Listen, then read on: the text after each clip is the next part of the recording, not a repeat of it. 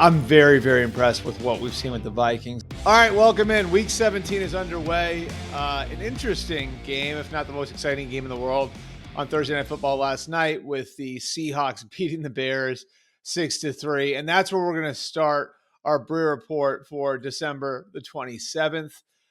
Looking at the loser of that game, the Chicago Bears, did some reporting this week on the Bears coaching search. And certainly the research part of it is well underway. And just watching last night, you can see some of the things that they're going to be looking for. Now, the very beginning of this, Ryan Poles, Kevin Warren, the McCaskey family, everybody who's helping to run that search has sort of determined we want a leader of men type. We want somebody who can take charge of a program the same way Dan Campbell has taken charge of the program in Detroit and turned that organization around. And I'd agree with that they do need somebody who is going to do more than coach one guy. That said, the quarterback part of the equation is important, and I think that's crystallized for them over the last couple of weeks. They don't need a quarterback-specific guy, but they are going to need a plan for the quarterback. So whoever comes in there, whether it is a guy who is coaching the quarterback directly or a guy who's overseeing the program, is going to have a very clear plan for the quarterback, for Caleb Williams, going into that interview room. And that'll bring us to the candidate that's been, I think, debated the most when it comes to the Bears opening. That is Ben Johnson. I think a year ago, the Bears would have been at the top of Ben Johnson's list based on where they were, based on the fact that they had the number one overall pick. I don't know if that's the case anymore. I think his approach is going to be a little bit different this time around. Maybe Jacksonville, a team like that, would be a better fit for him. But I do think that he'll take an interview. I do think he'd take the interview with the Bears. I think he's going to be more selective this time around. He's not going to just interview with everybody. It won't be a world tour the way it was the last couple of years for him. I think he's only going to take interviews with teams that he sees as viable places for him to land. So I think the Bears will get an interview, but what his criteria has been for accepting a job will remain the same. And that's number one. He wants alignment with the general manager. That's going to be really important to him. So how he vibes with Ryan Poles in that room will be important. And then number two, he's going to want an ownership group that's going to be willing to recognize and fix its mistakes. And obviously the Bears have made a lot of mistakes over the last decade and a half. It's been 14 years since they last won a playoff game. So that's Ben Johnson. Again, I don't think there's any top of the list right now. So I don't think Ben Johnson is the top of the Bears list, but I do think he will be on their list. And I do think he will take an interview with them. And I think he's in a bucket of candidates that they really like after doing their research. Some more names to consider here. Both Mike Vrabel, his consultant with the Browns now, obviously the ex-Titans coach, and Aaron Glenn, the Lions defensive coordinator who played years and years and years in the NFL. Both those guys fit the leader men type as ex-players. I think both of them bring some of the things to the table that the Bears are very much looking for, some of the things they see across their division in Detroit with Dan Campbell.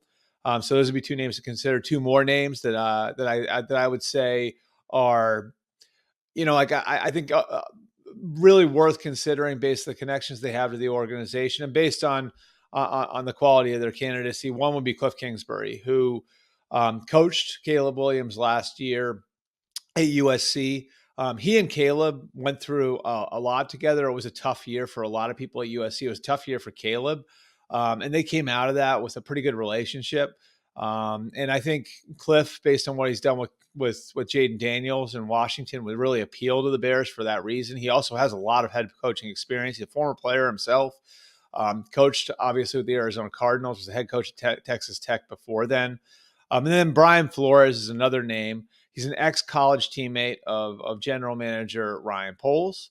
And I think he's learned a lot. Now, there'll be questions, of course, as to the way things went with Tua Tagovailoa in Miami. I think he has answers to those questions. And I think Flo's going to do a lot better the second time around, and he would fit the leader of men type as well. Then there's interim coach Thomas Brown, who I think the Bears have a lot of respect for the position that he's been put in, and sympathy for some of the challenges he's faced as he's gone from being a new guy in the staff as the pass game coordinator. He's not even running a position room at that point, to becoming the offensive coordinator on an interim basis to less than a month later becoming the interim head coach. Obviously nights like last night won't help, but I do think they want to give him a fair shot at the job and sit down with him and put him through the interview process as well. And then there's Pete Carroll. And this name is an interesting one. Now, Pete's age is an obvious question. How long he's going to be around? What will happen when he retires? Say he takes a job. What's the plan for the organization 2, 3, 4 years down the line when he walks away? I think these are all fair questions. That said, he has obviously shown an ability to build a program. Did so at USC, did so with the Seahawks for all of those years. He's worked with quarterbacks. He coached 2 Heisman Trophy winners at USC and Matt Leinart and Carson Palmer, developed Mark Sanchez into a first-round pick. In Seattle, was able to not only develop and get Russell Wilson to a Super Bowl winning level very, very quickly.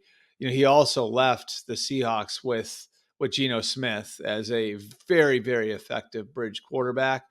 And Pete has spent a lot of time looking back and evaluating things from Seattle over the last year. He never wanted to leave coaching. He didn't want to leave Seattle at the time. He threw his hat into the ring for the Chargers job last year. And this isn't just about the Bears. He's let everyone know, all the teams that have openings, that he is looking to get back into coaching in 2025. And my understanding is the way he's really approached the last year, he did the same thing he did when he was fired from the Patriots. He had that gap year between the Patriots and USC. It was a time when he spent some time with John Wooden and evaluated his program and who he is as a coach. And really, he feels like that year was pivotal to him becoming who he would be as the USC coach. And then after that, the Seahawks coach. Did a lot of those same things over the last year. So he has been preparing to coach again, the same way Bill Belichick did. And we talked about Belichick the last few weeks. In 2025. We'll see whether or not he gets that shot, but he'd be another name to consider. And I am told that the Bears are interested in sitting down and talking with him. We are just a week and a half away from the Bears pushing the button and getting going on that, on their head coaching search, and actually being able now to go from the research phase to sitting down and talking with some folks. On the other side, the Seahawks obviously is a big win. A win is a win is a win at this time of year, no matter how ugly it was.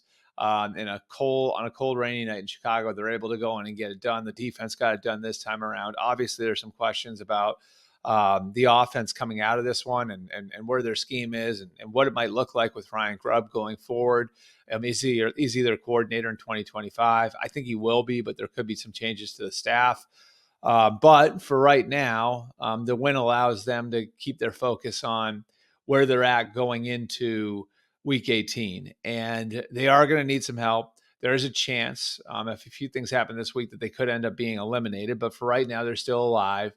And if the Cardinals find a way to pull off the upset and beat the Rams in Los Angeles on Saturday night, then the Week 18 game between the Rams and Seahawks will be for the NFC West title. So stay tuned on that one. Our second topic is maybe the biggest game of the week for Week 18. That's the Vikings and the Packers. I can't wait for this one. And I think this is a good chance to really have an appreciation for what the Vikings have accomplished. I look at where they were coming out of last year and really they looked at 2024 as they turned the page year, where they wanted to get younger and they had filtered some of the older players out. Kevin O'Connell won 13 games his first year with really Mike Zimmer and Rick Spielman's team.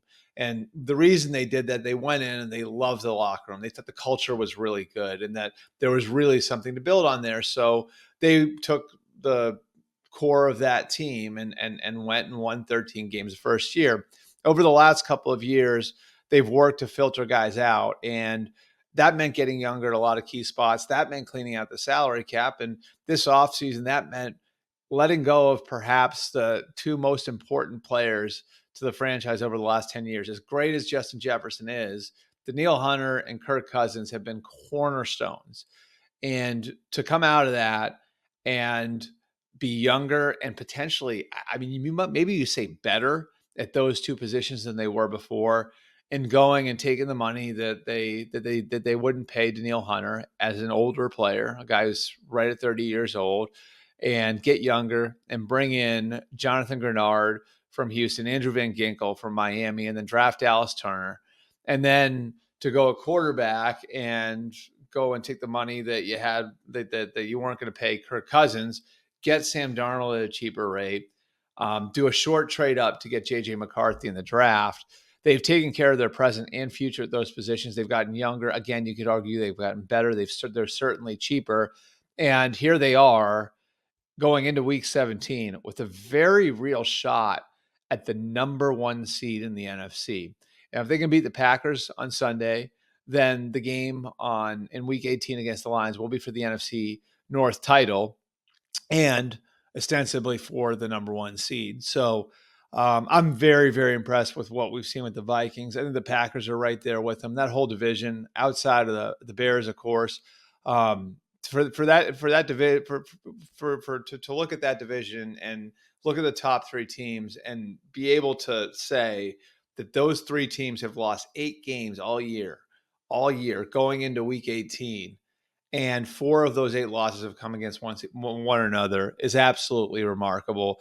And those 3 teams look like they're going to be very good for a very long time with the infrastructure they have in place. All right, for our third topic today, I do want to take a look at a handful of teams and dive into the AFC Playoff Picture, which has come together a little bit over the last couple of days with some of the results on Christmas Day.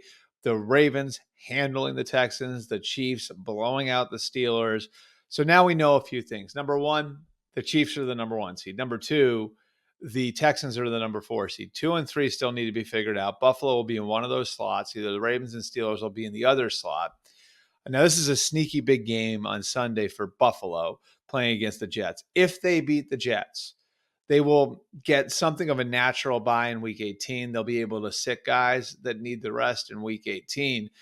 It'll also mean that a potential rematch with Baltimore would be played in Buffalo in the divisional round. So that's a very big game. That's a very big game for the Buffalo Bills. Again, if they can beat the Jets, they lock into the number 2 seed.